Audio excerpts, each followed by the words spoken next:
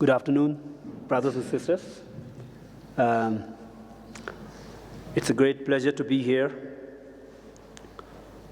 with all of you, and especially to be in the presence of His Holiness this morning.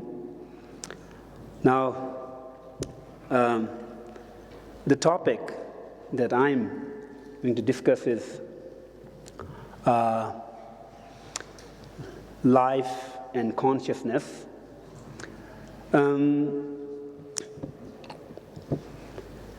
First of all, I think Mr. Chris, the Professor Chris, have very kind of precisely and very given a very informative presentation this morning about the probability of the life in the universe and the definition of the life according to maybe the astrobiological field, or maybe his personal view. So now, first important thing that we need to discuss about life and consciousness. First, it's very important to know that we are discussing about the life within the universe, and we are discussing about the consciousness within the present universe that we are dwelling in, or that we are living in. So from that point of view, it also makes interesting to talk about the universe itself. And basically, it's a very common question, like how universe came into existence. This question has been hunting the human beings for a long time, since the beginning of human kind of community. So all the different spiritual tradition or the religion try to give answer to this question, but in past 1.5 century, the new varieties of answers have taken over the old version of answers those were circulated in the society. Now, since I'm representing the Buddhist community, so I should better present the idea according to the Buddhist community, how we look at the universe and how it came into existence. According to the Buddhism and Buddhist cosmology or Buddhist study of the world system, very common answer is the whole universe and the world system, all the different varieties of world system came into existence as a result of the karma. But how it came into existence as a result of karma, if we ask that question, then I think Buddhist literature is not very clear on that part. It's not very clear on that part, but still there is a way that the Buddhist literature explains how universe comes into existence. But here what we need to know is a very common term used in the cosmological science or the astronomical science or astronomy is universe. Is there a parallel and kind of equivalent term in Buddhist literature? There is a big question mark on that. Of course, we talk about in Tibetan language, of course, we use the term jikten kam, but then that have a kind of a lot of different connotations attached to it. So when we talk about the jikten kam, the term commonly used in Tibetan Buddhism and the study of Abhidharma, it explains different varieties of the jikten kam. Probably we can replace this word with the term universe. But then in astronomy, there is very kind of every term have a very specific meaning. Like we say planet Earth, then we say the solar system, then we say the galaxy, the Milky Way galaxy, then we talk the universe. It's a kind of a different size every time. But then when we talk about the jikten kam, it may not be that specific. So it may be confusing when we keep kind of doing comparison in between these two traditions. So from that point of view, there are kind of a lot of areas where things are very vague and kind of gray. It's not black and white.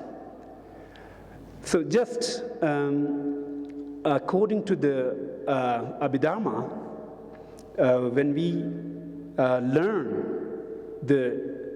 how the jikten kam came into existence, it teaches us about the kind of time span.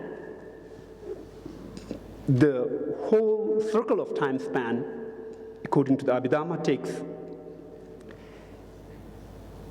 80 eons, 80 intermediate eons to complete the whole circle of the kind of emergence and kind of staying continuously, and then the kind of destruction, and then after that, the absence of the universe. So from that point of view, it built up in a whole circle of 80 intermediate eons. So within that 80 intermediate eons, the whole circle of these activities get completed. But these are very, very traditional way of explanation according to the Abhidharma. And we don't say that. I personally don't claim that this is the truth.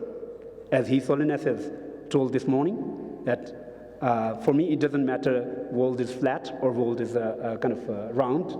It matters that the human beings need to be happy. And for that, it matters to learn specific varieties of teachings. Those are presented in Buddhist philosophy and Buddhist science and Buddhist spirituality. So somehow the existence of universe, if universe doesn't exist, then there is no question of us talking about the life, because there is no place for the life to exist, at least generally according to the present understanding of human beings. So according to the Buddhism, universe is a product of the karma, but then there are a lot of huge details in certain way, and then but there are certain questions, those are not addressed at all. So it is like that. Then next question comes, who created it? Because there are different spiritual traditions. There are traditions who feel that it is a design. Universe is designed. So if it is designed, who designed it? That's a very common question, common mentality. So there comes into the picture the creator. There are various traditions, various kind of contemplative tradition or various religious tradition. They claim there was a creator and that created the world, and then there is a kind of specific details of how the universe and the world was created. So it's like that. Now this is the same thing in Tibet. Now here, we go here, which is almost same thing that I have explained. Out of various scientific theories on beginning of universe, commonly accepted one at present is Big Bang theory. Now this appears to be very commonly accepted by all the scientist community. But there were a lot of kind of, different varieties of theories initially, probably around in past 100 years or 150 years. But in the course of time, it seems like Big Bang theory has kind of prevailed the scientist thinking, and then now it become kind of almost commonly accepted theory. But then there are kind of experimental studies going on, and in many ways I feel like some of those experimental studies do approve, it's a certain way or a certain extent, the Big Bang theory is the kind of most accurate and precise theory. But I'm not an expert on that, and I leave that to the astronomers and to other kind of physicists who may be addressing these things. That could be one way of looking at it, how universe came to existence.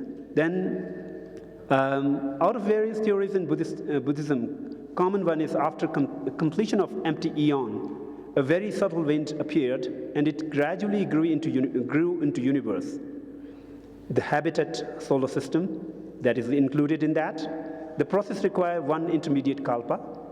The emergence of the kind of physical universe, it requires one intermediate kalpa, which is kind of calculated to be 300 billion years. I don't know about the accuracy of that, but it is provided in some writings where probably someone has calculated it. I'm not a kind of professional mathematician, and I'm not a kind of expert on that too.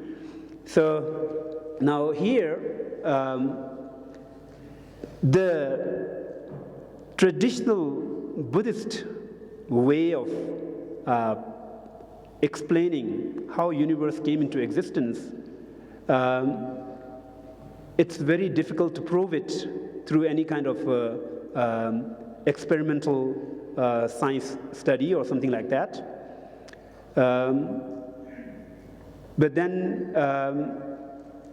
how the universe kind of came into existence at the other side, in the scientific community, they have a tradition of taking exploration and then kind of doing experiments and then trying to prove that. So they do have sizable kind of data that they have acquired through their own studies and their own experiments in that field. So it's like that. Now next thing that we need to look into is the question how life and consciousness evolved in the universe. This is a very, very kind of a tough question, how life and consciousness evolved in the universe.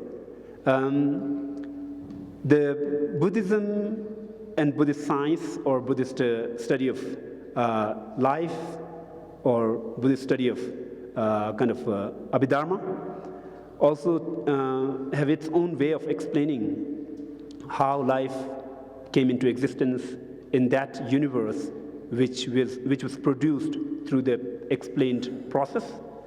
In that process, it says that according to commonly accepted scientific theory is the natural selection unclear on beginning of consciousness. So that is what I feel. The evolution, they explain it through the natural selection. which is once again the kind of field of study of the other friends. And consciousness, I think, once again, is scientific community, or the community of scientists are not kind of really addressing that part with kind of real efforts in that direction.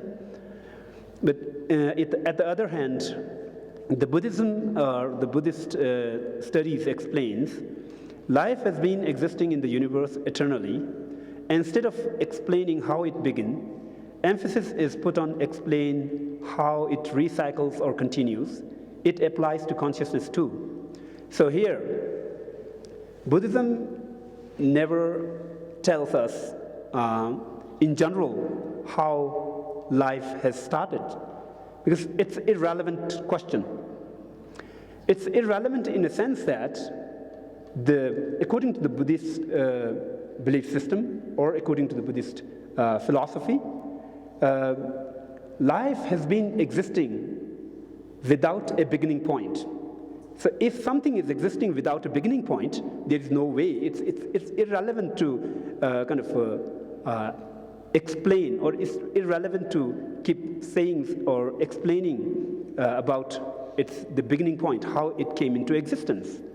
So that is Buddhist point of view on the life in general, and it also applies a similar way to the consciousness. Because according to the Buddhist philosophy, consciousness is existing without any beginning point. If something doesn't have any beginning point, there is no way that you can explain it started that way and it started it this way. So from that point of view, it doesn't really make sense of talking about the starting of the kind of life and consciousness. But then, as His Holiness have put it forward this morning, the most important part is the happiness, and it is related to the consciousness and the mind. So according to Buddhism, it's very important to study the consciousness. How does it occur, and how does it sustain, and how it can be kind of modified, how it can be improved, and all those things. So that is a kind of a vast field of study in Buddhist kind of academic or academic community or academia. And in the same time, life does exist. That is a very common experience that we feel in our day-to-day life.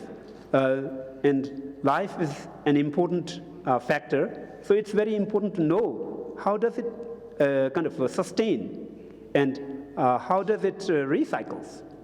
So in that part, Buddhist teachings explains in detail the recycling process and the continuity of the life.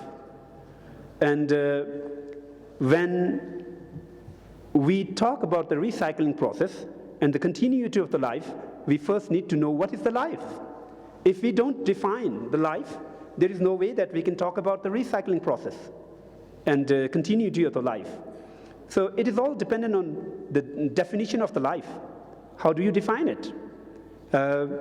My friend, Professor Chris, has already kind of explained the definition of the life according to his point of view, or maybe the astrobiology field of point of view. But then there is a Buddhist point of view about what is life. Now here I put it forward. Scientists says definition of life is surprisingly difficult to biologists to agree on. That is what you have written in your book. I have taken it from there. And you already said the same thing in this morning. And everyone agrees on the attributes of the growth and reproduction. That is one way of explanation of the life, or the definition of the life, according to certain field of science. And another thing that Professor Chris put forward is, idea of life as flow of matter and energy makes perfect sense. So that is what you also explained this morning. So these are the few kind of definition that I found in the kind of books that I've read on the life, how it is defined in the scientific community and kind of by the scientists. And then when we compare it to the Buddhist way of looking, kind of defining the life, the Buddhism says, life is something that have primary function to be central support of consciousness. So now, it's a very different kind of definition compared to the definition that is presented by the scientific community and the scientists. Now, this is based on the Abhidhamma study. In the Abhidhamma, within the Abhidhamma, there are different traditions of Abhidhamma. At presently, most prevalent in the Tibetan Buddhist community is the Abhidhamma Kosha. Abhidhamma Kosh, according to Abhidhamma Kosh, the definition of life is like that.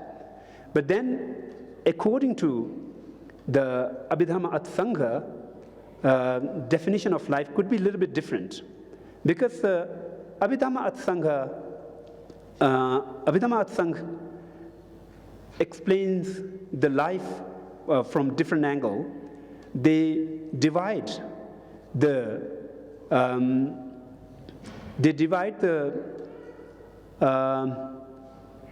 life force into two categories. One belongs to the category of consciousness. It is taken as one of the main kind of mental factors. And another part of it belongs to the category of the form. It is understood as the sixth sense organ. So it's a very distinct presentation than the presentation according to the Abhidhamma Kosh. So, but more prevalent in the Tibetan Buddhist studies is the explanation that is given in the Abhidhamma Kosh. So we just take the explanation of the life in that way. And then now, when we talk about the consciousness, once again, we also need to define what is the consciousness. Now, if we don't define the consciousness, we cannot talk about the existence of consciousness and the emergence of consciousness and such things.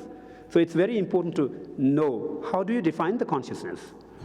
So here, a scientist says, I don't know what they say. Maybe, I think sometimes I feel like there are big question marks they put in front of the consciousness. They may be confused in certain occasions, but I'm not sure. I have no idea what really means consciousness to the scientific community. But then the Buddhism explains consciousness as something characterized by clarity in its nature and having function of knowing. So this is a kind of Buddhist point of view. The consciousness should have these characteristics. In nature, it should be clear, and in its functioning, it should be knowing. So that is a kind of a Buddhist way of presenting the consciousness. So now we have explained the life and consciousness, its definitions. Now, next spot, or the next point is there a beginning point of life and consciousness? This is already explained in the beginning, that according to the Buddhism, life and consciousness in general have no beginning point, but life on planet Earth or in this solar system may have started almost 19 eons ago. That is Buddhist point of view according to the Abhidhamma. In general, we cannot put a beginning point for that, but life on Earth may have. Life on planet Earth and life in this solar system that we are living maybe built up or started 19 eons ago. But then, how did it started? There is a big that could be the next question. How did it started? According to the Buddhist study of cosmology and the study of life, after the emergence of this physical solar system, then only after completion of that, the life started to exist there, and it was started from upward down. According to Buddhism, it's not like the amoeba moved step by step towards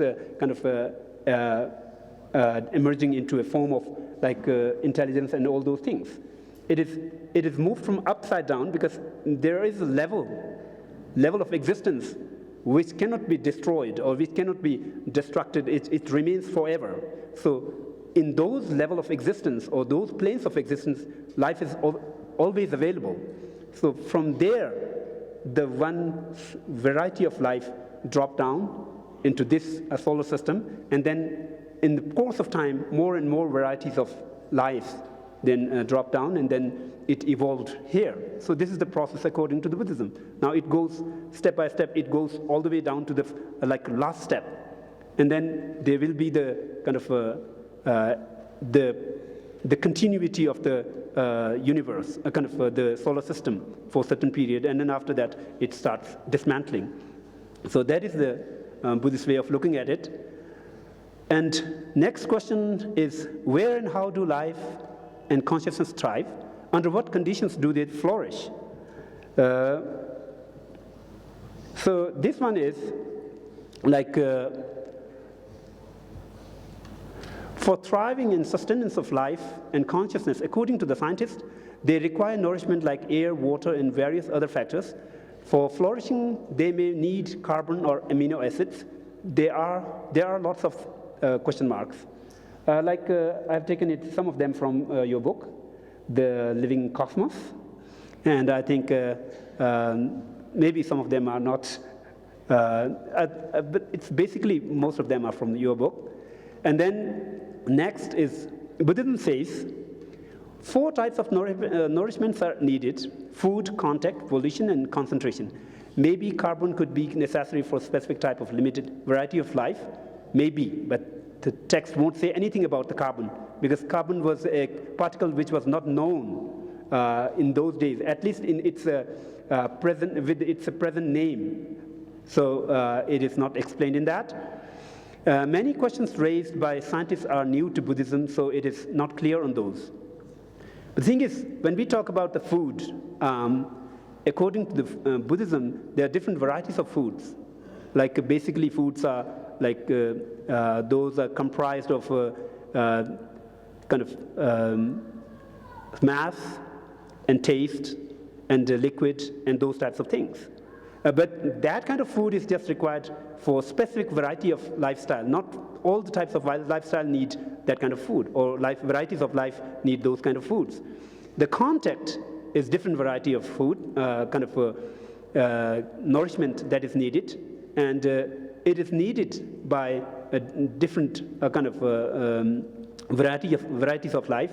And volition and concentration is also a kind of nourishment that is needed specifically for the existence and for the continuity of the consciousness. So, as I explained in the beginning, from the Buddhist point of view, life is kind of a very foundational and very kind of a primary support of the consciousness. If we look at from that point of view, it makes sense why the contact, volition, and concentration is explained as a nourishment, which cannot be acceptable to the scientific community because life is explained from a different perspective.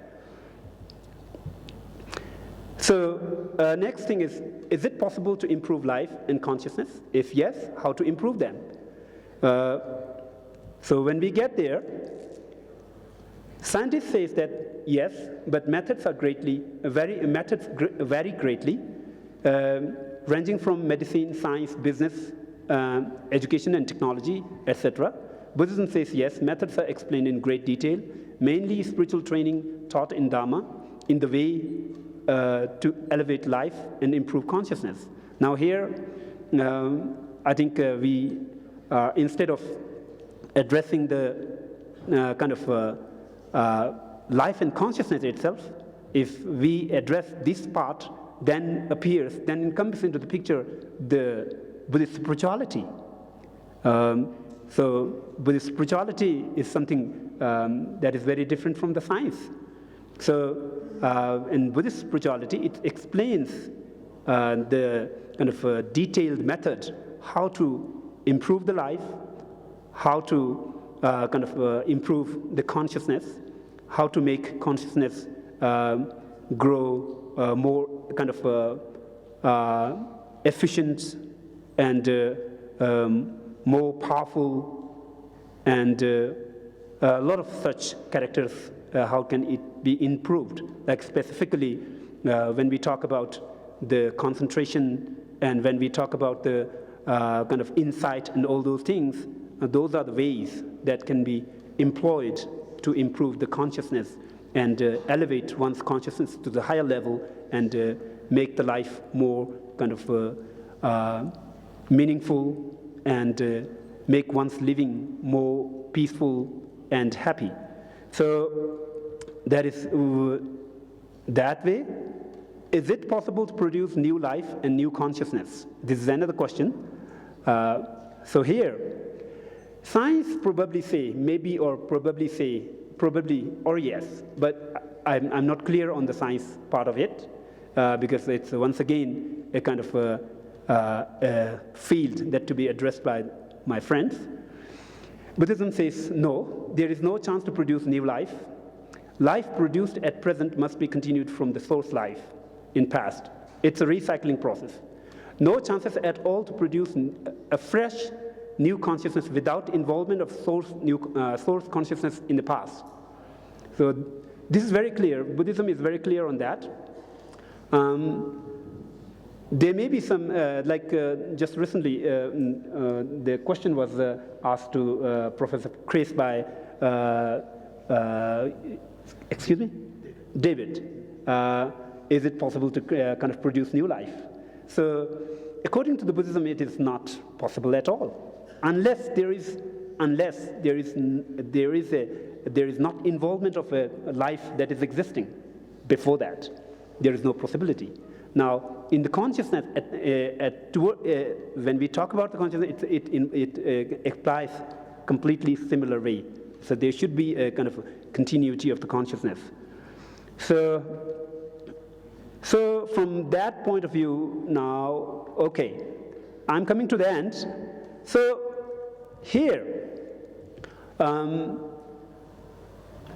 the difference between the scientific community and the Buddhism on explain the life is huge. I feel like the definition of the science, it is all dependent on the definition of the life. How do you define the life? Because according to the Buddhism, it is not necessary to have any kind of form to sustain life or to have consciousness. Consciousness is capable to sustain by itself without any support of the form. So that is a very different, very completely different way of looking at the consciousness. Because the scientific community's approach, I think, is based primarily on our day-to-day experience, how we experience, how we interact with the rest of the world. But Buddhism explains the universe and the world in a much wider perspective, which makes huge differences in between these two traditions. So, from that point of view, there are huge differences. But I think there could be certain areas that the Buddhism or the Buddhist study of life and consciousness can agree with some of those findings of the scientist community. After all, scientist communities study is focused on something, and it can be right, or it can be kind of appropriate to agree with them on that particular issue, but not on a kind of overall issue in a big scale. So that is what I feel. So I would like to stop here, and you're most welcome to bring up the questions. Thank you very much.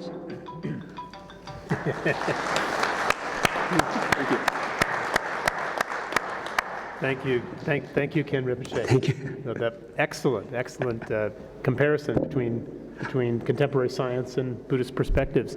We'll start just to check in with our panel up here to see if there are questions, and I know that you're producing questions from the audience, and if there's not time to get to them in our short period here, we'll do our best to attend to them in the panel later. Let me reintroduce our esteemed panel on stage here. Geshe Sangling Toku on the left, and Nawang Palki, Geshe Jamyang Tendar, and Karma. So, any questions from you all?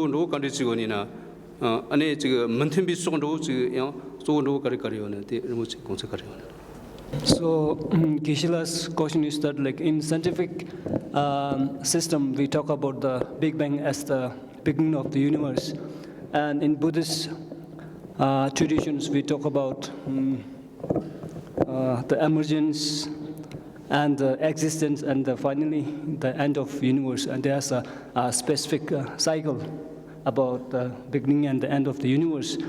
And so when we bring these two traditions together, which are the diverging points and which are the converging points between these two philosophical traditions when they talk about the existence of the universe? Tadina Chidang Kuzu Tuzuk Chan Chevina, Tangazu the Tuya Kung Mevadre, Thiri Chon Chevina, Lo billion Chuksum Ne Jongapadrua, Tinzima Titundo Shibujreta, Tundo Shibuji, Tangazu Keja the Korat, but Tanda Keba, Pargi Geju Keja Jorva, Kung Dosakora Yamada. The Pargi Geju Keja thing on the Shea on the Zambala, and a Pargi Chigla billion sum get but lot billion sum get Shinshat, me three get the Dishe and Gorva. The Imbi Inatang was the Keja Deomar, Tuzuk Chanchena. The Tuzuk Chan get a Masheviche, the Tuzuk pass Pasha, Tini young as the Shindaji Ton get Shevena, then they say you get something. Manzugi share the Toma Jigde Chadan, the Jigde Chaya Juma, Lung Juma Tamu Shibuji, Ani Yage Ma Yumbares, something Namden Ma Yumbare, T, Ani the Rimbeki Combe Chini, that Jigding net Chavres, those Chigurva, Didi, Chikuni gave the Tuzuk Kejajora, Tipa Uni, Kejashevina, Penny Tumbecha Young Missibamare, Young Sigre. In a Tuzuk chatting Yamakura, Shun Sheba Tara Shavan and Chungtuya Samare. She's a dinage sometimes.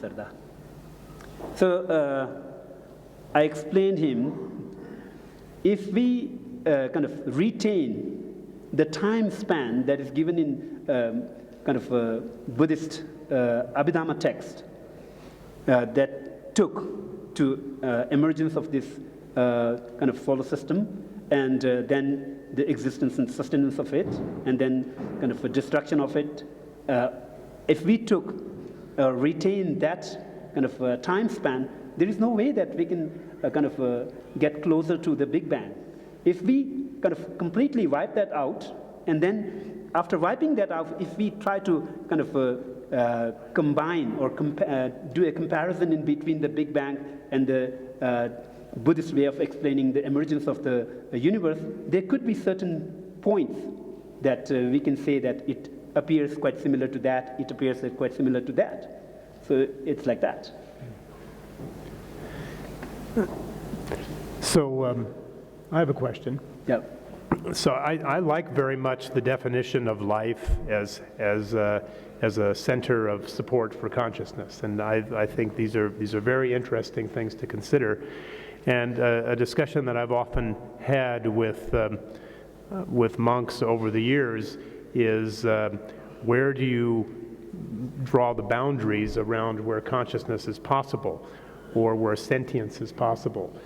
So you consider a sentient being perhaps to be a fly, but is a plant a sentient being. And I'm wondering what you or Abhidhamma, might have to say about what is possible as can bacteria be conscious by these definitions? I don't know if bacteria have a kind of intelligence or not. If bacteria have a capability to think, then I can accept bacteria to be conscious and be a sentient being. So it's all dependent on we don't accept the idea that plants can think. So as long as anything that cannot think, that don't have that capability to think, it is not to be accepted as a sentient being. So bacteria, it is all dependent on if the bacteria can think. What do you mean by think? Think means the bacteria can have planning, and then based on that planning he can move, and he can kind of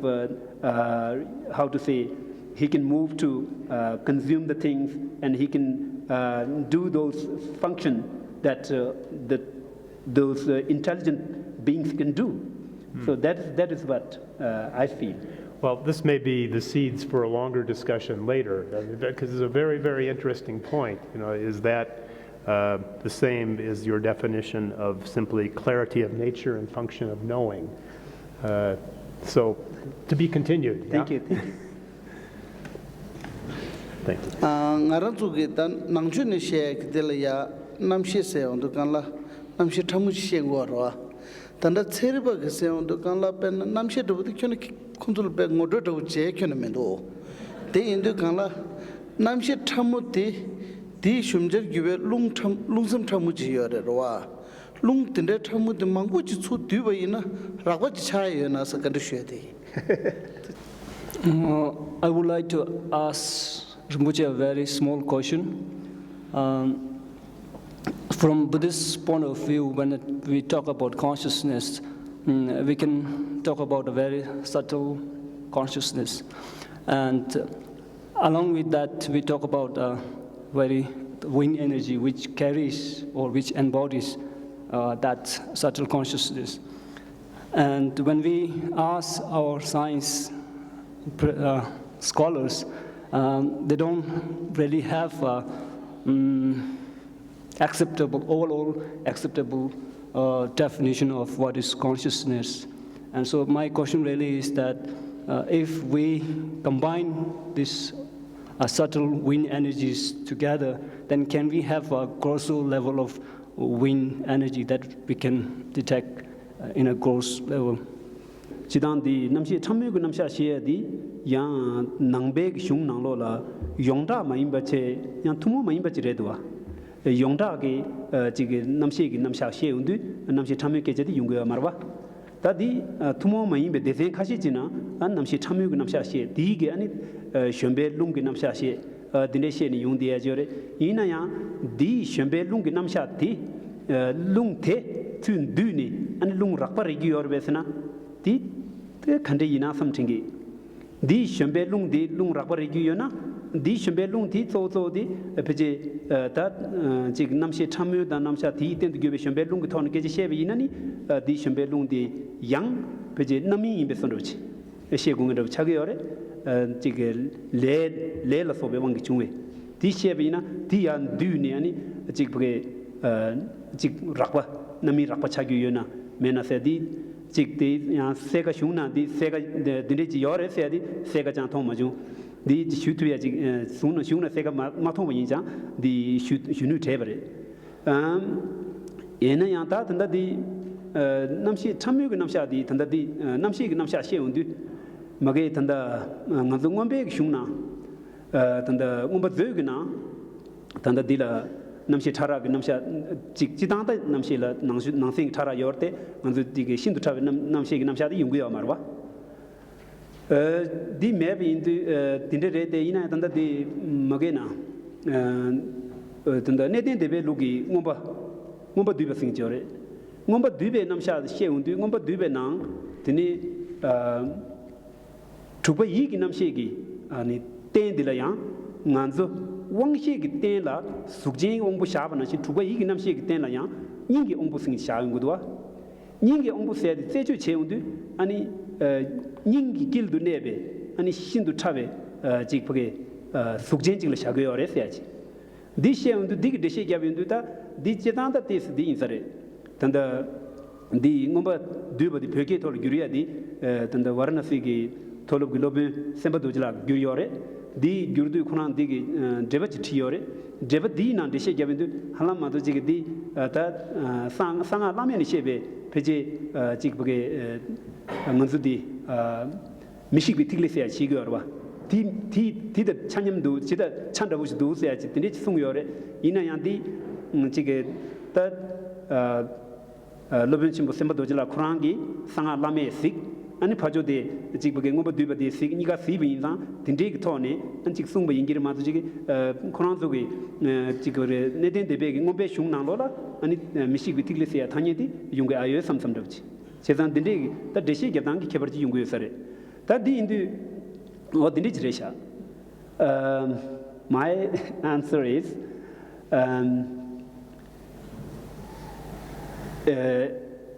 in general Buddhist studies the explanation of this kind of very subtle consciousness doesn't exist.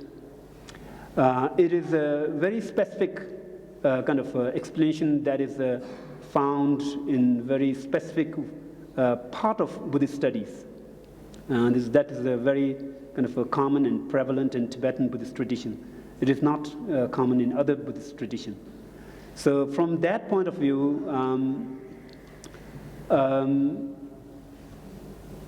that point of view of the Tibetan Buddhist tradition, it's very difficult to say that the kind of the mount of that subtle consciousness, which is known to be the kind of a subtle wind, can kind of how to say evolve and become kind of coarse matter.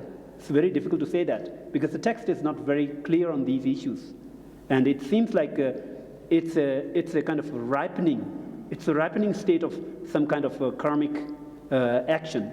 If it is a ripening state of some kind of karmic action, then it could be very difficult to say that it can evolve to the kind of a level of being a very coarse wind. So it's like that. Then beside that, when we talk about the subtle mind, even though this, in the kind of Abhidharma tradition, they have different levels of subtleness of mind explained, but they still don't explain that subtlest level of mind that is explained in the highest Yoga Tantra. So there are huge differences in that way. But then there are some tradition like Abhidharma studies done in the Pali tradition, specifically the text is Abhidhamma At Sangho. It is lately translated into Tibetan, and it's available in Tibetan language now. So in that text, the Abhidhamma At Sangho explains or kind of put forward a presentation of the sixth physical sense organ, which is a kind of a unexistence, which doesn't exist according to the Abhidhamma Kosha tradition, but the Abhidhamma Atsanga tradition explains that kind of a sixth physical sense organ, and which is kind of explained as a base of the kind of a sixth consciousness.